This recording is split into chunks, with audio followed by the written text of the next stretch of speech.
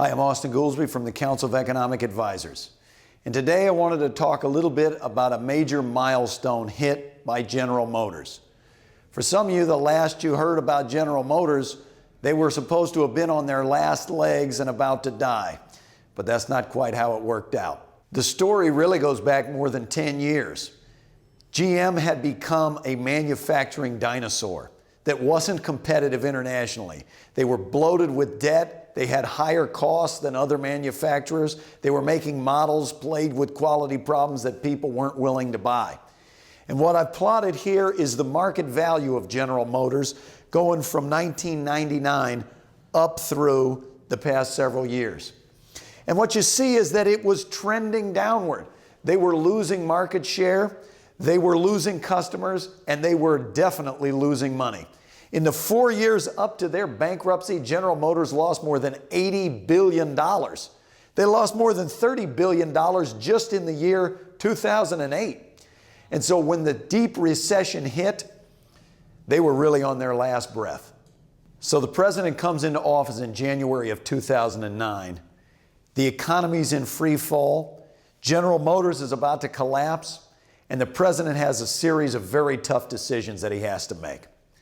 The president decides, over the voices of many of the critics, not to just let them liquidate in an uncontrolled manner, but instead to make a $49 billion investment in the company and to force them to restructure to make themselves competitive.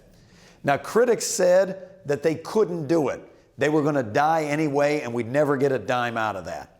But we learned from Ford and from others that big American manufacturing companies, when they make themselves competitive, they can be successful.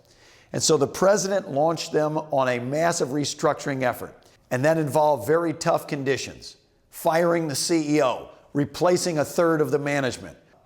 It had to be a shared sacrifice. Workers had to sacrifice, dealers, suppliers, management, everybody. It was the only way to make that company competitive so that they could grow out of their problems. But they did it, and it did work. They got their costs down. People around the country started buying their cars again. And for the first time in years, General Motors actually turned a profit. And now General Motors begins selling shares again to the public. They had an initial public offering that was one of the biggest in history.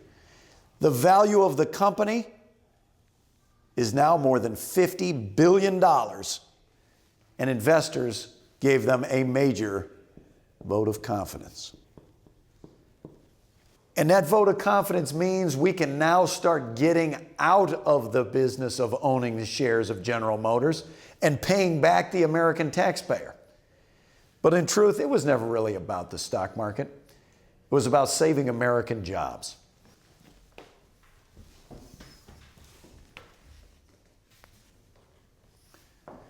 And if you ask, what did it mean for jobs? You first have to remember that the alternative was the liquidation of General Motors.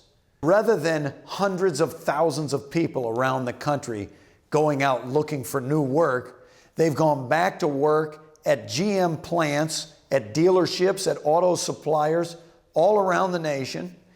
And in a number of cases, there have actually been plant expansions where they've added shifts and extra work. So if you take Lordstown, Ohio, in eastern Ohio, outside of Youngstown, they introduce a higher mileage vehicle, the Chevy Cruze. It's being made right there. There are more than 4,000 people with jobs. They're operating 3 shifts to make those cars. Or if you take the Hamtramck Detroit plant, they're making the Chevy Volt there. It's a new electric vehicle. Just got named Motor Trend Car of the Year.